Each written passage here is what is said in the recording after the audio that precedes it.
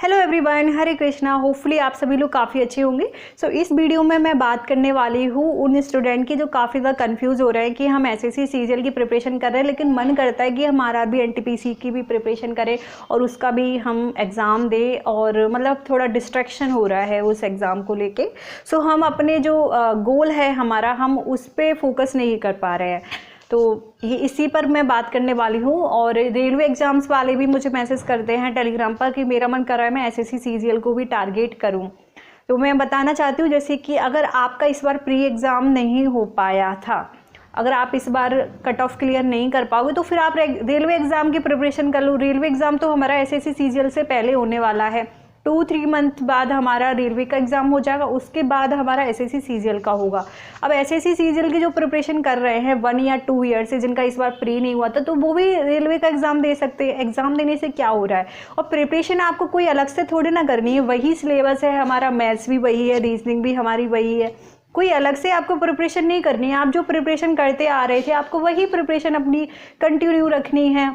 अगर आप GK GS पढ़ रहे हो, जीके जीएस में वही हिस्ट्री है, वही पॉलिटी है, वही इकोनॉमिक है, वही करंट अफेयर है, वही सब पूछा जाएगा हमारे रेलवे एग्ज़ाम में। तो कोई डिफरेंस नहीं है। और अगर जैसे कि बट ये होता है कि जैसे आपने गोल बनाए, एक मोटिवेशन अलग ही होता है। अगर हमारा गोल फिक्स है, हमारा एम फिक्स है, तो उसके लिए हमें एक अलग ही मोटिवेशन आता है उसको कंप्लीट करने का। बट अगर गोल ही फिक्स नहीं है कहीं भी कुछ भी, तो इससे हमारा मोटिवेशन भी नहीं आता है। तो आप अपने गोल को फिक्स रखिए और आपको एग्ज़ाम सारे देने चाहिए। उससे तो हमारी प्रैक्टिस होगी। जो हम बार बार एग्ज़ाम हॉल में बैठकर जब एग्ज़ाम देंगे तो उससे धीरे धीरे हमारा प्रेशर भी कम होता जाएगा। सो एग्ज़ाम ज़रूर दीजिए।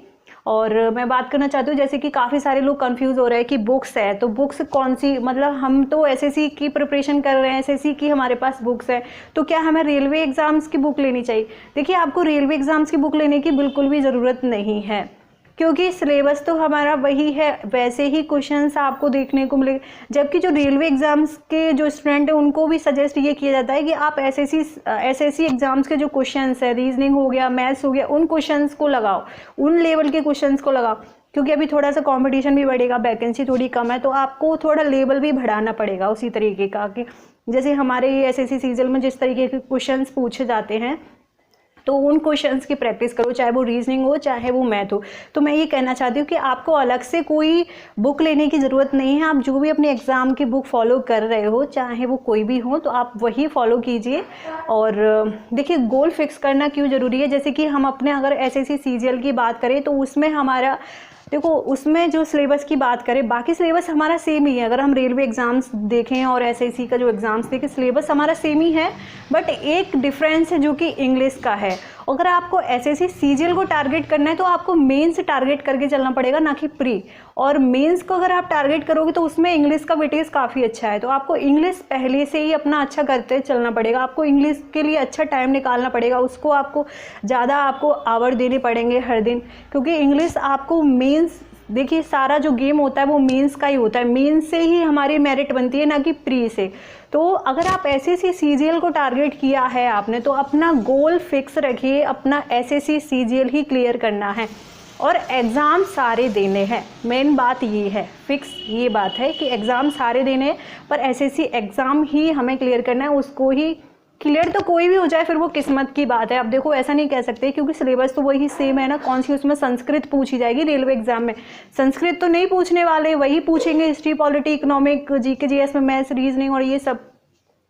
तो वो भी हो सकता है, वो किस्मत की बात है। बाकी आप अपने गोल को फिक्स रखिए और अपनी प्रिपरेशन अच्छे से कीजिए। और अभी भी आपने mock test pass pro purchase नहीं किया है, क्योंकि आपको पता है प्रीवियस ईयर क्वेश्चंस की प्रैक्टिस करना और मॉक टेस्ट देना काफ़ी ज़्यादा ज़रूरी है। और अभी टेक्स्ट बुक पर स्टार्ट होने वाली है, 14 और 15 नवंबर को सेल स्टार्ट होने वाली है। काफ़ी कम प्राइस में मॉक टेस्ट आपको मिल जाएगा, और यहाँ पे आपको प्रीवियस ईयर पेपर्स के मॉक मिल जाएंगे। काफ़ी अच्छी प्रैक्टिस हो जाएगी, रैंक भी पता चलेगी हमारी रैंक कहाँ आ रही है, हमारी कौन सी मिस्टेक्स हो रही हैं जहाँ हमें इम्प्रूव करना है। और जैसे हम डायरेक्ट एग्जाम में देते हैं ना, जब हम डायरेक्ट एग्ज़ाम देते हैं तो उससे क्या है, काफ़ी ज़्यादा हमारा मेंटली जो हालत होती है वो काफ़ी ज़्यादा प्रेशर होती है, उस टाइम पे काफ़ी ज़्यादा प्रेशर डेवलप हुआ होता है। लेकिन जब आप मॉक दोगे ना, धीरे धीरे मॉक देते देते तो आपको ऐसी फीलिंग आएगी जैसे मॉक देते तो ऐसा ही लगता है कि एग्ज़ाम दे रहे हैं हमें। तो आपको वही प्रेशर अपना मॉक देकर कम करना है। धीरे धीरे जब आप मॉक देते जाओगे ना, तो आप जब एग्ज़ाम देने जाओगे तो आपको ऐसा लगेगा कि आप मॉक दे रहे हो घर पे बैठ के।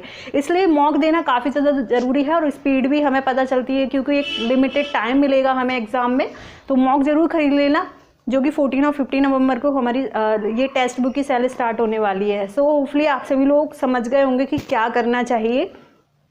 सो मिलते हैं फिर नेक्स्ट वीडियो में। हरे कृष्णा। अगर न्यू हो तो आप मेरे चैनल को सब्सक्राइब कर सकते हो, बाकी मेरे टेलीग्राम ग्रुप पर भी ज्वाइन हो सकते हो। लिंक मैंने टेलीग्राम ग्रुप का डिस्क्रिप्शन में डाल रखा है, क्योंकि हमारी टारगेट सीरीज चल रही है आरआरबी एनटीपीसी की 100 डेज़ की और 60